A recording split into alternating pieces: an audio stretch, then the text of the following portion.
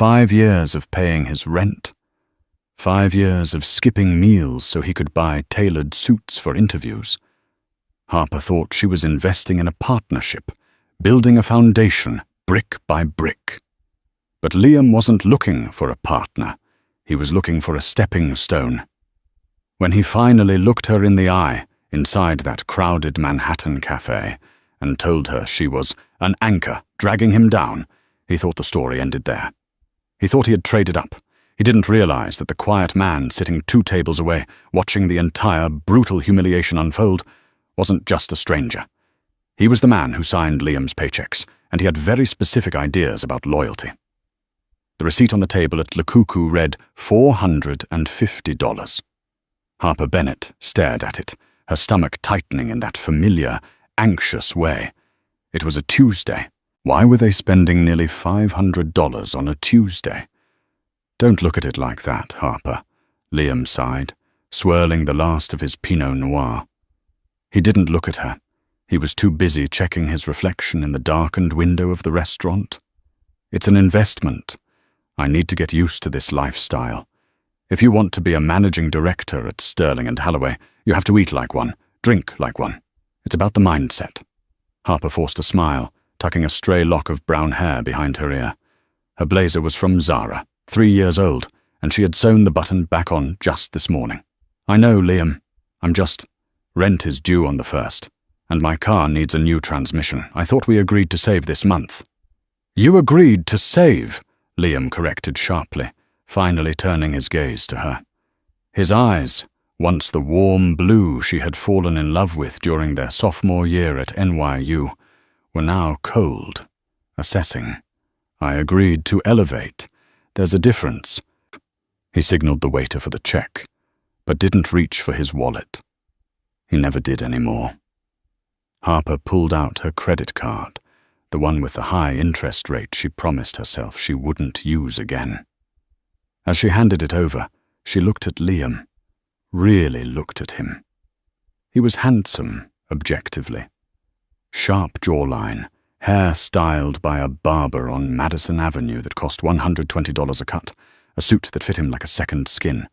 She had paid for the haircut. She had paid for the suit. "Happy anniversary, Liam," she whispered, though the words felt like ash in her mouth. Oh, right. 5 years, he said, tapping away on his iPhone. "Happy anniversary, babe. Hey, I'm going to head to the restroom. Can you sign that and grab an Uber? I promised Vanessa I'd send her those projections before midnight." Vanessa? Harper asked. The name had been popping up a lot lately. Vanessa St. Clair, the daughter of some oil tycoon, a legacy hire at his firm. The better woman, in every sense that mattered to Liam's new world. "Just a colleague, Harper. Don't start," Liam snapped, standing up. He didn't kiss her. He didn't even touch her shoulder. He just walked away, leaving her with the bill and a half-empty bottle of wine. Harper sat there for a moment, the ambient noise of New York's elite dining scene washing over her. She remembered when they met. Liam was a scholarship kid from Ohio with holes in his sneakers. She was an architecture student working 2 shifts at a diner. They used to split $5 pizzas and dream about the day they wouldn't have to check their bank accounts before buying coffee. I built him, she thought, a dangerous resentment bubbling up. I proofread his essays. I practiced his interviews with him until 3 a.m. I paid the deposit on our apartment so he could use his signing bonus for a Rolex. She signed the receipt, adding a generous tip because she couldn't bear to look cheap in front of the waiter, and walked out into the cold October rain. Liam was already gone. 2 weeks later, the hammer dropped. It wasn't a dramatic fight. It wasn't a screaming match. It was a sterile, calculated execution. Harper had come home early from her job at the boutique architecture firm in Brooklyn. She had exciting news. She'd finally been lead on a project, a renovation for a historic library. It wasn't glamorous, and it didn't pay millions, but it was hers. She bought a bottle of champagne, the $40 kind, to celebrate. When she unlocked the door to their Upper West Side apartment, the one she found, the one she decorated, the one she paid 70% of the rent for, she saw the suitcases, 3 Louis Vuitton trunks. Not hers. Liam's. Liam was standing by the window, looking out at the city. He was wearing a tuxedo. "Going to a gala?" Harper asked, her voice trembling slightly. She set the champagne down on the counter. The clink of glass on granite sounded like a gunshot in the quiet room. "The Sterling and Holloway Autumn Ball," Liam said, turning around. He looked magnificent. He looked like James Bond. He looked like a stranger. "I'm going with Vanessa." The air left the room. "Vanessa? But I bought a dress. You said I was your +1. We talked about this for months." "Harper, sit down," Liam said. It wasn't a request. He walked over to the kitchen island, keeping it between them like a barricade. "We need to be realistic. Look at where I am going. I'm on the fast track to VP. I'm handling portfolios worth hundreds of millions. I'm dining with senators and tech moguls." "I know," Harper said, tears pricking her eyes. "I'm so proud of you. I've always been proud of you." "That's the problem," Liam said, his voice devoid of emotion. "You're proud of me, like a mother is proud of a child. You remember me poor. You remember me weak. When I look at you, Harper, I see the struggle. I see the coupons. I see the nights we ate instant noodles. I see the love," she whispered. "I see an anchor," he shot back. "I need someone who fits the frame, Harper. Vanessa, she speaks French. She knows which fork to use without thinking. Her father plays golf with the CEO. When I walk into a room with her, people respect me. When I walk in with you, they wonder why I brought the help." The cruelty of it took her breath away. It was physical, a punch to the gut. "I paid for that tuxedo you're wearing," she managed to say, her voice shaking. "I paid for the teeth whitening. I paid for the gym membership that gave you that body. And I appreciate the investment," Liam said, checking his watch. A Patek Philippe. New. "Consider this your return. I paid the rent through the end of the lease. You have 3 months. I'm moving into Vanessa's penthouse at the plaza tonight." He reached into his pocket and pulled out a check. He slid it across the counter. "What is this?" $20,000, Liam said. "That covers everything you spent on me the last 2 years, plus interest. We're square." Harper stared at the check. It was signed with his flamboyant new signature, Liam J. Preston. "You think you can buy me out?" Harper asked, her voice rising. "Like I'm a bad stock?" "I'm just closing a position, Harper. It's business." He walked past her, grabbing his coat. "Don't make a scene. You're a good girl. You'll find someone nice.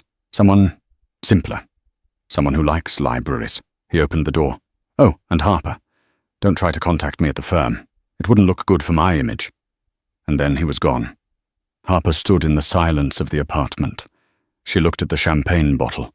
She looked at the check. She picked up the check, ripped it into tiny pieces, and threw it in the trash. Then she sank to the floor and screamed. The next month was a blur of misery. Harper didn't just lose her boyfriend. She lost her sense of reality. Every time she opened Instagram, there he was. Liam on a yacht in the Mediterranean with Vanessa. Liam at the Met Gala. Liam in the 30 under 30 inches list of Forbes, with a caption about his self-made success. Self-made. The irony tasted like bile. She tried to focus on work, but the architecture firm was struggling. 2 weeks after the breakup, her boss, Mr. Henderson, called her into his office. "I'm sorry, Harper," the old man said, looking genuinely pained. "We lost the library contract. The city went with a bigger firm. I can't afford to keep you on." Laid off, single, broke.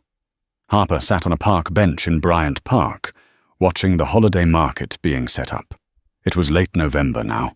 The city was festive, glittering with lights, mocking her darkness. She had $400 in her bank account. Her rent, the one Liam claimed to have paid, turned out to be unpaid. He had lied. The landlord was threatening eviction in 3 days. She needed a coffee. She needed warmth. She walked into a high-end coffee shop near Fifth Avenue, not the Starbucks, but a place called The Grind, where bankers and heavy hitters had meetings. She shouldn't be spending $8 on a latte, but she was cold to her bones. She ordered a small black coffee and sat in the corner, pulling out her sketchbook. It was the only thing that kept her sane. She started sketching the layout of the coffee shop, redesigning the flow, changing the lighting, opening up the cramped corners. She was so engrossed in her drawing that she didn't notice the man standing over her until he cleared his throat. "You have the lighting wrong," a deep, gravelly voice said. Harper looked up. Standing there was a man who looked like he was carved out of granite. He was older, maybe late 40s or early 50s, with salt and pepper hair and a beard that was neatly trimmed. He wore a heavy wool coat and a scarf that looked expensive but understated. No logos, just quality. "Excuse me?" Harper said, defensive. She wasn't in the mood. "The lighting," the man said, pointing a gloved finger at her sketch. "You're using recessed track lighting. In a space with these ceilings, it'll create shadows on the tables. You want pendant fixtures. Drop them lower. Create intimacy." Harper looked at her sketch, then back at him. He was right. "And who are you?" she asked. "The lighting police?" The man's lips twitched, a ghost of a smile. "Something like that." "May I?" He gestured to the empty chair opposite her. Harper hesitated. "I'm not waiting for anyone, but I'm also not really in the mood for company."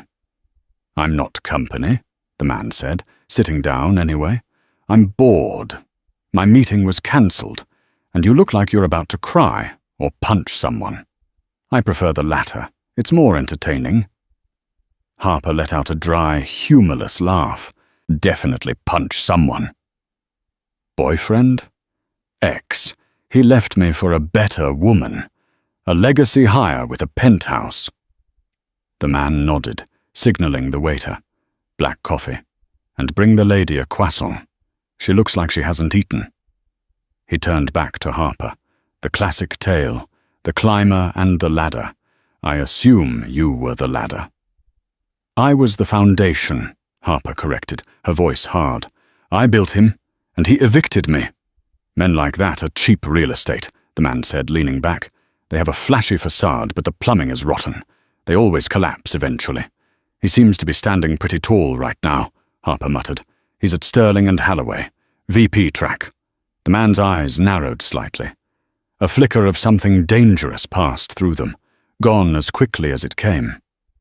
"Sterling and Halloway, is that so?" "Yeah, Liam Preston. Maybe you've heard of him. He's the new golden boy." "I have heard the name," the man said slowly. "And the better woman?" "Vanessa St. Clair." The man actually laughed then, a deep, rumbling sound. "Ah, the St. Clair shipping fortune, or what's left of it." "What do you mean?" "Nothing," he waved a hand. "So, you're an architect?" "I was, until this morning. Got laid off. Bad day. The worst." The waiter arrived with the coffee and the croissant. Harper tore into the pastry, realizing she was starving. "Let me see that sketch again," the man said.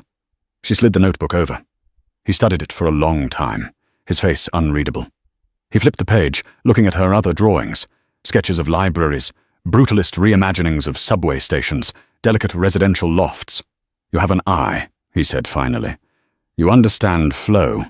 People usually design for how a building looks. You design for how people move."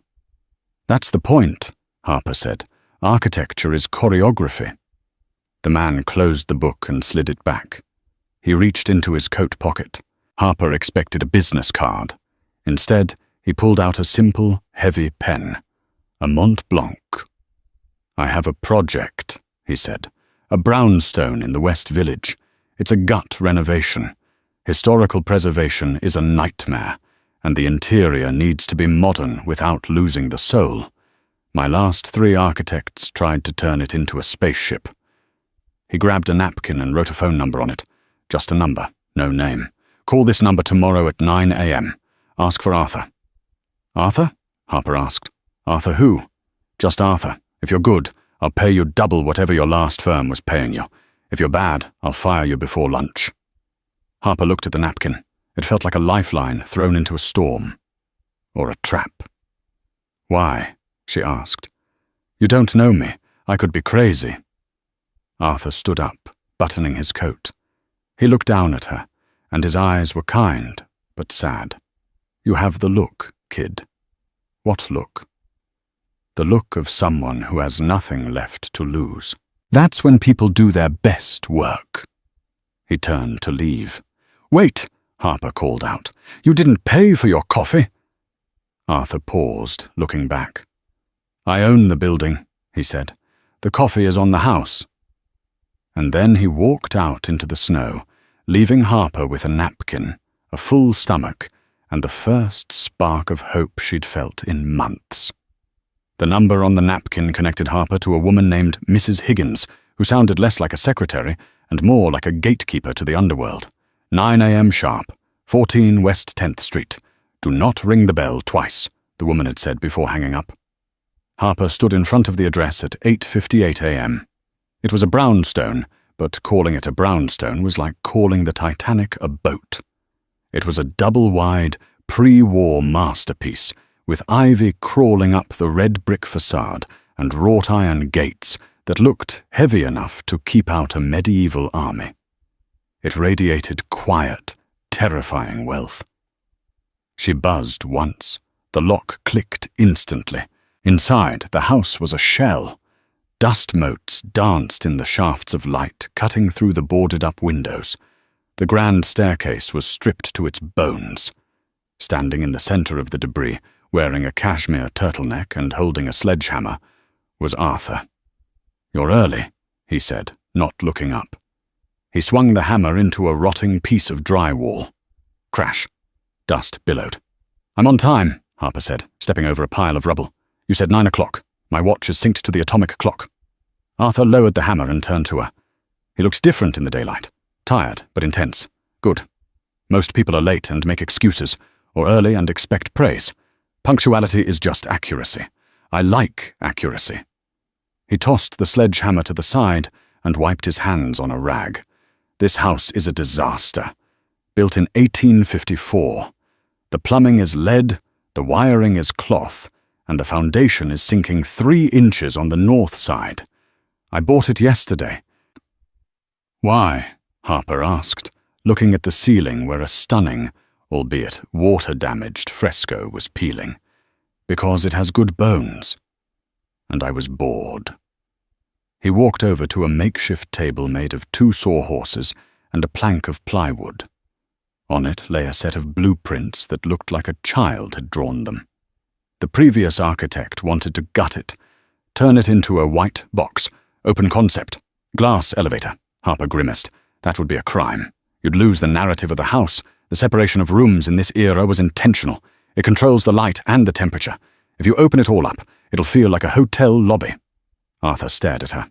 For a long, uncomfortable minute, he didn't speak. He just studied her face, as if he were reading a contract. "You're hired," he said. "Just like that? You haven't asked for my portfolio. You don't even know my last name." "I know enough. I watched you fix a commercial space on a napkin in 5 minutes while you were having a breakdown," Arthur said dryly.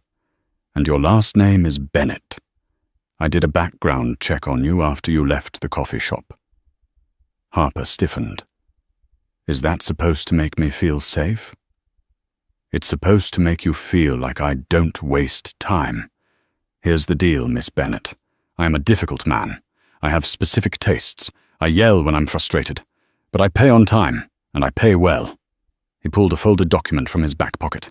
"Contract, 6-month retainer, $20,000 a month, plus a bonus upon completion." Harper choked on air. $20,000, that's standard for a lead architect on a project of this scale. Do you want the job or not? Harper looked at the contract. It was more money in 6 months than she would have made in 3 years at her old firm. It was enough to pay off her student loans. It was enough to move out of the apartment Liam had tainted. "I want it," she said, reaching for the pen. Good, first task, Arthur said, pointing to the ceiling. Save that fresco. I don't care how much it costs. Get the best restorers in the city. I want it to look like it did when Lincoln was president. Underscore, underscore, underscore, underscore, underscore, underscore, underscore, underscore, underscore, underscore, underscore, underscore, underscore, underscore, underscore, underscore. The next 3 months were the hardest and best of Harper's life. Arthur wasn't kidding about being difficult. He was a perfectionist. He would call her at 11 p.m. to discuss the grain of the walnut wood for the library floors. He made her fly to Italy for 2 days just to select marble slabs in person because he didn't trust photos. But he was also brilliant. Harper learned that Arthur wasn't just a rich guy renovating a house. He was Arthur Caldwell. She put the pieces together, slowly. The way bankers on the phone would drop their voices when she mentioned who she represented. The way permits that usually took months were approved in hours. Arthur Caldwell was a legend in the private equity world, a corporate raider in the 80s who had pivoted to silent investing. He owned pieces of everything: tech, pharma, shipping, and, as she discovered late one night while organizing his filing cabinet, he owned 40% of the holding company that owned Sterling and Halloway, Liam's firm. Harper sat on the floor of the makeshift office in the construction zone, holding the file. Arthur was technically Liam's boss's boss's boss. Found something interesting? Harper jumped. Arthur was standing in the doorway, holding 2 takeout containers from Nobu. I wasn't prying. I was just filing the deed transfers, she stammered. Arthur walked in and sat on the edge of the desk. It's public record, if you know where to look. I bought the stake 3 years ago. They were undervalued. Does Liam know? Harper asked. Does anyone know? The board knows, the CEO knows. The mid-level climbers like your ex-boyfriend? Arthur chuckled, opening a container of sashimi. They have no idea. They think the company is run by the guys whose names are on the door. They don't realize the guys on the door answer to the guy in the shadows. He offered her a chopstick. Eat. You're too thin. Success requires calories. Harper took the food. Why didn't you tell me? Because I wanted to see if you could do the job without the distraction of revenge, Arthur said seriously. And you have. You're talented, Harper. This house, it's going to be a masterpiece. You saved it. I just listened to what it needed, she said quietly. Exactly. Most people only listen to themselves. Arthur looked at her, his expression softening. Next week is the Caldwell Foundation Gala. It's my annual charity event. I usually hate it. I stand around, shake hands with people who want my money, and eat dry chicken. Sounds fun, Harper joked. It's useful. And this year, I'm unveiling the plans for my new venture, a sustainable housing initiative in the Bronx. I want you to present the designs. Harper froze. Me? Present? To who? To everyone. The mayor, the press, the investors. Arthur paused, a mischievous glint in his eye. And the partners at Sterling and Halloway? They're buying a table. Harper's heart hammered against her ribs. Liam will be there. Yes, Arthur said. He will. And he'll be sitting at table 42, near the kitchen. You'll be at table 1. With me. He stood up, dusting off his trousers. Go shopping tomorrow, Harper. Buy a dress that looks like armor. Send the bill to the company. Arthur, I can't. It's a uniform, Harper, he interrupted gently. You're not the ex-girlfriend anymore. You're the lead architect of Caldwell Holdings. Dress the part. The night of the gala, New York City was blanketed in a heavy, muffled silence of fresh snow, but outside the Pier Hotel, the paparazzi flashbulbs turned the night into a strobing lightning storm. Harper sat in the back of Arthur's Rolls-Royce Phantom, her hands trembling slightly in her lap. She didn't look like Harper Bennett from the diner anymore. She was wearing a custom gown by Oscar de la Renta, a midnight blue velvet that hugged her frame and cascaded into a silver-embroidered train. It was architectural, structured, and breathtakingly expensive. Her hair was swept up in a sleek, modern chignon, revealing diamond drop earrings that Arthur had loaned her from his family vault. "Breathe," Arthur said from the seat beside her. He looked distinguished in a tuxedo with a velvet lapel. "You look dangerous. I like it." "I feel like an imposter," Harper admitted. "You're not. You did the work. You drew the plans. Tonight is just the theater." The car slowed to a halt. "Ready to make an entrance?" The driver opened the door. The moment Harper stepped onto the red carpet, the cameras swiveled. They didn't know who she was, which intrigued them more. In New York, mystery is the ultimate currency. She walked beside Arthur, her chin held high, moving with the grace he had jokingly coached her on. "Walk like you own the pavement, Harper, not like you're renting it." Inside the ballroom, the atmosphere was suffocatingly opulent. Crystal chandeliers, mountains of flowers, and the hum of $1 billion of net worth mingling in one room. Harper scanned the crowd. She saw the mayor laughing with a tech mogul. She saw a famous actress fixing her lipstick. And then she saw him. Liam. He was standing near the bar, looking predictably polished in his tuxedo, holding a glass of champagne. Vanessa St. Clair was hanging on his arm. Vanessa looked pretty in a pink chiffon dress, but she looked soft, safe. Liam was scanning the room, his eyes hungry, looking for someone important to talk to. His gaze swept over the crowd, landed on Arthur, and his face lit up. He nudged Vanessa and started making a beeline towards them. Harper felt a spike of adrenaline. She turned to Arthur. "Here he comes." "Steady," Arthur murmured. "Let him speak first." Liam navigated the crowd, pulling Vanessa along. He reached Arthur and flashed his brightest, most practiced smile. "Mr. Caldwell," Liam said, extending a hand. "An honor to see you, sir. Liam Preston, Sterling and Halloway. We met briefly at the shareholder meeting last quarter." Arthur looked at Liam's hand, then shook it briefly, his grip firm and dismissive. "Preston, I remember. You handle the mid-cap logistics portfolio." It was a slight dig, minimizing his role, but Liam beamed, taking it as recognition. "Exactly, sir. We've actually outperformed projections this quarter. I'd love to—" Then Liam's eyes slid to the woman standing next to Arthur. He stopped mid-sentence. He blinked. He frowned. "Harper?" The name came out as a confused squeak. Vanessa stiffened, her eyes narrowing as she looked Harper up and down. She recognized the dress. She recognized the diamonds. And she definitely recognized the threat. "Hello, Liam," Harper said.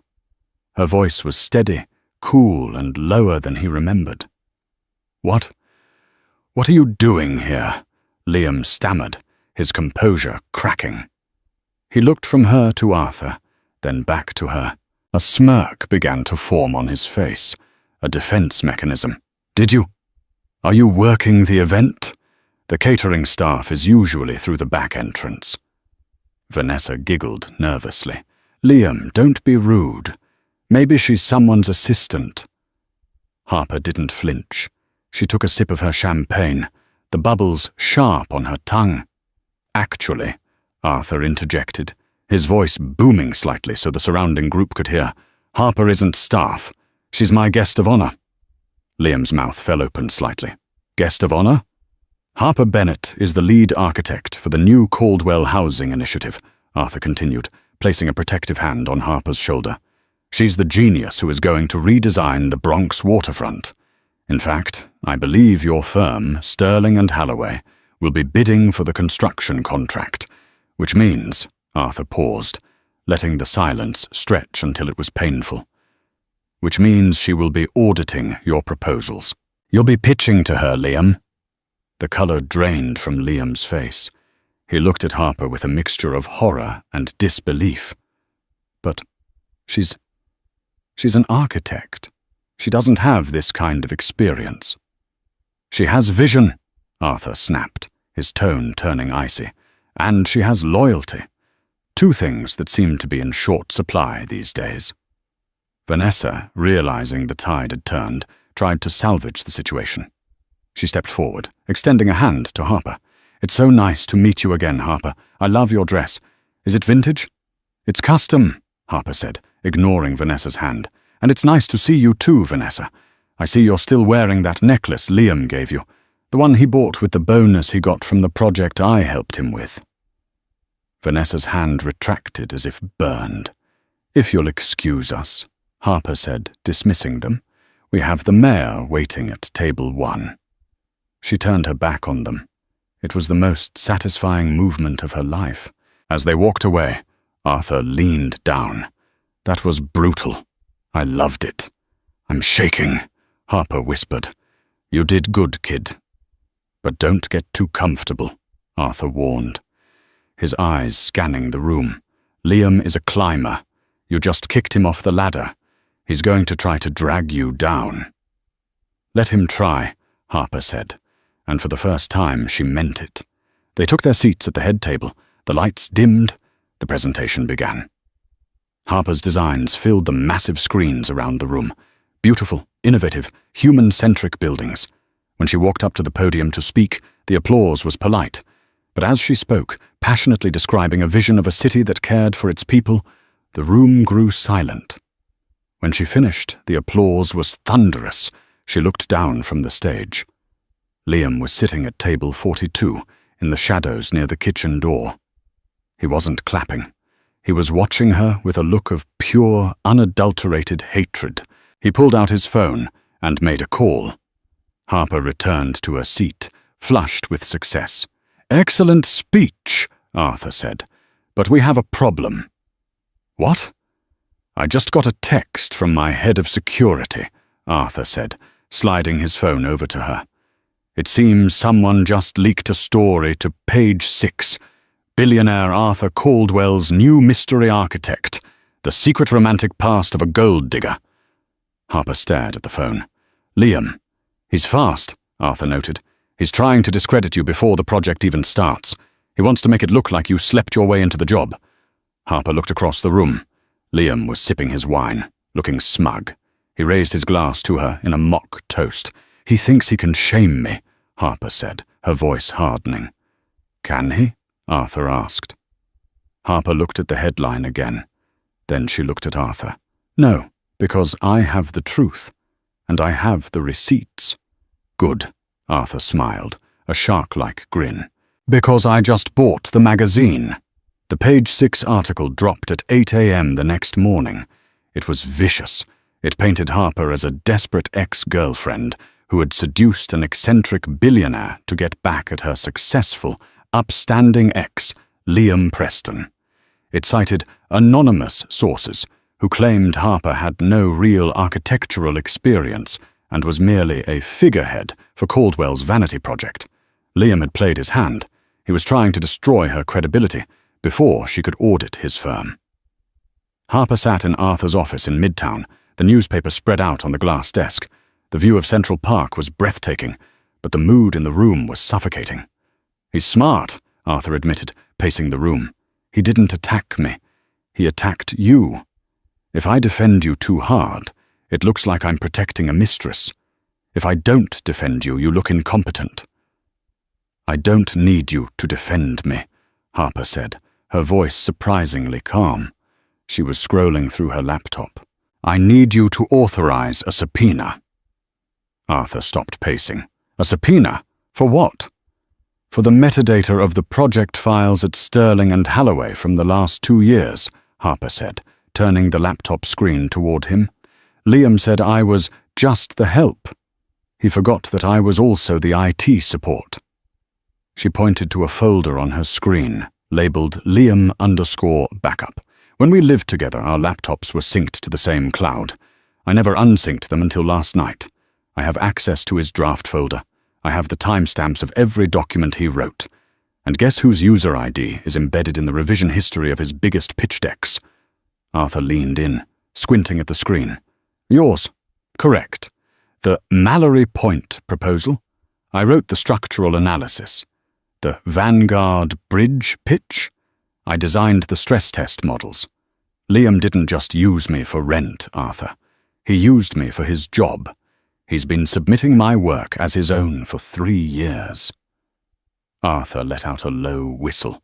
That's fraud. Intellectual property theft. And since Sterling and Halloway is a publicly traded company, that's a securities violation. Exactly, Harper said. He wants to make this about a breakup. I'm going to make it about plagiarism. Do it, Arthur said. Call the lawyers. 3 days later, the conference room at Sterling and Halloway was ice cold. Liam sat at the head of the table, flanked by Vanessa, who was there for moral support, and the firm's senior legal counsel. Opposite them sat Harper, Arthur, and a team of 3 lawyers who looked like they ate glass for breakfast. This is ridiculous, Liam scoffed, though he looked pale. Miss Bennett is trying to claim credit for my work? It's a desperate shakedown. Mr. Preston, Arthur's lawyer began, sliding a thick binder across the table. This binder contains the digital forensics of the Mallory Point project. As you can see, the original CAD drawings were created on a device registered to Harper Bennett. The IP address for the uploads is the apartment you shared. Furthermore, we have email drafts where you explicitly asked Miss Bennett to fix the math on the load-bearing columns. Liam laughed nervously. She helped with typos. She's not an architect. Turn to page 42, Harper said. She didn't look at the lawyers. She looked straight at Liam. Liam flipped the page. He froze. That is a voice memo, Harper explained. From your phone. You recorded yourself practicing your pitch for the promotion. You can be heard saying, and I quote, "I have no idea what these numbers mean, but Harper says they work, so I'll just memorize them." The room went silent. The senior counsel for Sterling and Halloway closed his eyes and pinched the bridge of his nose. He knew a sinking ship when he saw one. "This is manipulated," Liam stammered. "Deep fake." "It's admissible evidence," the lawyer corrected. "Mr. Preston, if this goes to court, you won't just lose your job. You will be blacklisted from the industry. Fraud of this magnitude. Investors will sue." Vanessa pulled her hand away from Liam's arm. "You told me you did all that work yourself," she whispered, her voice shrill. "You told my father you were a prodigy." "I am," Liam shouted, losing control. "I managed the client. I sold the vision. She just did the grunt work. That's what she's for." "And that," Arthur said, standing up, "is a confession." Arthur turned to the senior counsel. "Caldwell Holdings is reviewing its 40% stake in this firm. We cannot be associated with leadership that relies on stolen valor. I suggest you rectify the personnel issue immediately." The counsel nodded grimly. "Mr. Preston, please hand over your badge and your phone. Security will escort you out." "You can't do this," Liam screamed, standing up. "I'm a VP. I'm dating Vanessa St. Clair." Vanessa stood up too. She looked at Harper, really looked at her, and saw the strength there. Then she looked at Liam, sweating and desperate. "Actually," Vanessa said, smoothing her skirt, "we're not dating. Not anymore." She walked out of the room without looking back. Liam stood alone. He looked at Harper, his eyes pleading now. "Harper, please don't do this. I'm sorry. I made a mistake. We can fix this. We were a team." Harper stood up, gathering her files. She walked over to him, leaning in close so only he could hear. "You were right, Liam," she said softly. "You did need someone who fit the frame. But you forgot something important." "What?" he choked out. "The frame is only as good as the picture inside it. And you're just empty space." She turned and walked out the door, leaving him to the security guards. The silence that followed the legal destruction of Liam Preston was not empty. It was heavy with the dust of a demolished life. Harper sat in the back seat of the town car, leaving Sterling and Halloway's headquarters, the adrenaline of the confrontation slowly draining away, leaving her limbs feeling like lead. She looked at her phone. Her inbox, once a barren wasteland of rejection emails, was now flooding. Architectural Digest wanted an interview. The New York Times wanted a profile on the woman who checkmated Wall Street. But the notification that gave her the most satisfaction was a simple system alert from the cloud server, Device Liam's MacBook Pro has been permanently disconnected. "You're quiet," Arthur said. He wasn't gloating. He was reading a financial report on his tablet, but Harper knew he missed nothing. Regrets? "No," Harper said, watching the city blur past the rain-streaked window. "I just realized something. I spent 5 years trying to be enough for him. Today, I realized I was too much for him. It's a strange feeling, fitting into your own skin for the first time." "It's called growth," Arthur murmured, turning the page. "It hurts, like teething. Now stop thinking about the demolition. We have a building to construct." The build. The next 6 months were a grueling, beautiful war of attrition against the elements, the unions, and the clock. The Caldwell Waterfront Project, now officially renamed the Harbor Point Initiative, was no longer just a blueprint. It was a living, breathing beast of steel and concrete rising from the mud of the Bronx shoreline. Harper threw herself into the work with a ferocity that frightened the site foreman. She was there at 5 a.m., wearing a hard hat and steel-toed boots, drinking bad coffee from a thermos. She wasn't the girlfriend or the accessory anymore. She was the boss. One freezing February morning, Harper stood on the skeletal steel frame of the 3rd floor, arguing with the lead structural engineer, a gruff man named Kowalski, who had been building in New York since the 80s. "The cantilever is too aggressive, Miss Bennett," Kowalski shouted over the wind. "The wind shear off the river is going to create too much torque. We need to add a support column here." "No columns," Harper shouted back, her cheeks flushed with cold. "The whole point of the design is openness. It represents the community having no barriers to the water. If we put a column there, we kill the metaphor. Reinforce the truss on the blind side. Use the tensile steel cables we sourced from Germany. It will hold." Kowalski stared at her. He looked at the plans, then back at the river, calculating. Finally, he grinned, a flash of gold tooth showing. "You're crazy, lady, but you're right. It'll hold." That was the moment Harper knew she had won, not against Liam, but against the voice in her head that said she was an imposter. The descent while Harper was rising, Liam was plummeting. The fall didn't happen all at once. It was a slow, humiliating slide. First came the termination letter, delivered by courier. Then came the eviction notice from Vanessa's penthouse. It turned out that Vanessa's love was entirely conditional on Liam's status. Once the scandal broke, once he became the man who plagiarized his girlfriend, he became a social liability. Vanessa didn't even break up with him in person. She sent her assistant to change the locks while he was out buying cigarettes. 3 months after the confrontation, Liam found himself in a cramped studio apartment in Queens, staring at a laptop that was 5 years old. He had applied to 40 firms. He had received 0 interviews. The industry was small, and Arthur Caldwell's reach was infinite. Liam Preston was radioactive.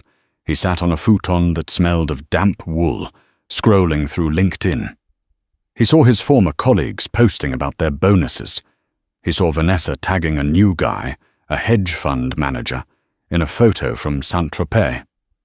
And then he saw it, a sponsored post from Caldwell Holdings. It was a time-lapse video of the Harbor Point Center being built. The caption read, "Visionary Architecture by lead architect Harper Bennett." Liam threw the laptop across the room. It cracked against the wall, the screen spider-webbing into a fractured mess. He slumped his head into his hands. He had told her she was an anchor. He had been so wrong. She wasn't the anchor. She was the ship, and he had voluntarily jumped overboard in the middle of the ocean. He ended up taking a job at a mid-range car rental agency near Newark Airport. He wore a polyester uniform that was 2 sizes too big. Every day, he handed keys to businessmen in tailored suits, men who looked exactly like he used to look. One rainy Tuesday, a customer tossed a credit card on the counter. "Hurry up, I'm late for a meeting in the city." Liam typed in the details. He looked at the card, Platinum Amex. He looked at the man's wrist, Rolex Submariner. "Nice watch," Liam muttered, a painful lump in his throat. "Thanks, the man said, not even looking at him. "My wife bought it for me. For our anniversary." Liam froze. The memory of Harper handing him the box with his own Rolex, paid for with her overtime shifts, hit him like a physical blow. He handed the keys over, his hands shaking. "Have a safe drive," Liam whispered. The man was already walking away. Liam was invisible. He was the help. He was exactly what he had accused Harper of being. The grand opening. June arrived, bringing with it a golden, honeyed light that bathed New York City in promise. The opening of the Harbor Point was not just a gala. It was a coronation. The muddy construction site had been transformed into a miracle. A sweeping park of native grasses and reclaimed boardwalks led to the centerpiece, the beacon. The building was breathtaking. It curved like a wave, frozen in glass and caught in steel, reflecting the river and the sky. It didn't dominate the landscape. It embraced it. Harper stood in her dressing room at the pier, looking in the mirror. She wore white this time, a sharp, tailored jumpsuit with a plunging neckline and wide legs, paired with a structured white cape. She looked modern, powerful, and clean. "Ready?" Arthur stood at the door. He looked older, tired, but his eyes were bright. "I'm nervous," Harper admitted. "The critics are going to be there, the Architecture Review Board." "Let them come," Arthur said, offering his arm. "You built a cathedral for the people, Harper. Critics only build sentences." When they arrived, the flashbulbs were blinding, but this time Harper didn't hide behind Arthur. She walked beside him, matching his stride. They moved through the crowd, shaking hands. Harper spoke to the mayor, to urban planners, to young students who looked at her with wide, worshipping eyes. "Miss Bennett," a reporter from CNN thrust a microphone in her face. "This design is being called revolutionary because of its focus on community integration. What inspired you?" Harper paused. She thought of the cold nights in the apartment with Liam, trying to make the rent. She thought of the feeling of being small, of being told she took up too much space. "I wanted to build something that couldn't be ignored," Harper said into the camera, her voice steady. "I wanted to create a space where everyone, regardless of their background, feels like they have a seat at the table. Architecture shouldn't be a fortress. It should be a bridge." The final encounter. Later that night, as the party wound down, Harper stepped out onto the cantilevered terrace overlooking the water, the very one Kowalski said couldn't be built. She needed a moment of silence. The air smelled of salt and summer rain. "Excuse me?" The voice came from the shadows near the door. Harper turned, her body tensing. It wasn't Liam. It was a young woman, maybe 22. She was holding a tray of empty champagne flutes. She looked exhausted, her hair frizzy from the humidity, her uniform slightly rumpled. "I'm sorry to bother you, Miss Bennett," the girl said, her eyes wide. I'm an architecture student at SUNY. I'm working catering to pay tuition. I just wanted to say, I've been following your story. You're my hero." Harper softened. She looked at the girl, at the scuffed shoes, the tired eyes, the spark of ambition that refused to be extinguished. She saw herself. "What's your name?" Harper asked. "Maya." "Well, Maya," Harper said, walking over and taking a business card from her clutch. It was heavy stock, embossed with Harper Bennett, Principal Architect Caldwell and Bennett. "When you graduate, call this number. Don't let anyone tell you that you're just the help. You're the future." The girl took the card as if it were a holy relic. Thank you so much." As the girl left, Harper felt a presence beside her. Arthur had joined her on the balcony. He handed her a fresh glass of champagne. "Caldwell and Bennett?" Arthur asked, raising an eyebrow. "I don't recall authorizing a name change for the firm." "I filed the paperwork this morning," Harper grinned, taking the glass. "I figured you'd want to retain the talent before I got poached. I had an offer from Foster Plus Partners yesterday." Arthur threw his head back and laughed, a genuine booming sound that echoed over the water. "You drive a hard bargain, Bennett? 50/50th partnership?" 60/40ths, Harper corrected. I'm doing the heavy lifting. You're just the money. Arthur shook his head, smiling with a mixture of pride and resignation. Done. They stood in silence for a moment, watching the city lights twinkle across the river. Somewhere out there, in the vast grid of lights, Liam was probably sleeping on his futon, dreaming of a life he had thrown away. Somewhere, Vanessa was searching for her next target. But here, on the balcony of the building she had dreamt into existence, Harper felt a profound sense of peace. She remembered the night at the restaurant, the $450 receipt, the feeling of being an anchor. He was right, she thought, watching the reflection of the moon on the dark water. I was an anchor. But he didn't understand what anchors do. They hold the ship steady through the storm, and when the ship is rotten, the anchor cuts loose and finds a new shore. To the future, Arthur said, raising his glass.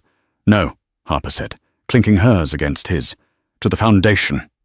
She took a sip, the bubbles dancing on her tongue, and turned her back on the city skyline, looking instead at the beautiful, sturdy steel beams rising above her head. She had built her own kingdom, and this time she held the keys. Harper didn't just survive the breakup. She re-engineered her entire reality. She proved that when someone tells you you're not enough, or you're dragging them down, they are usually projecting their own inability to carry their own weight. Liam wanted a trophy, but he lost a treasure. Harper wanted a partner, but she found her power. It's a reminder to all of us. Never shrink yourself to fit into someone else's small life. Build your own skyscraper and let them wonder why they can't reach the penthouse. Thank you so much for watching this story. If Harper's journey inspired you, please hit that like button. It really helps the channel grow. Share this video with a friend who is building their own empire, and don't forget to subscribe and ring the bell so you never miss a twist. Until next time, keep building.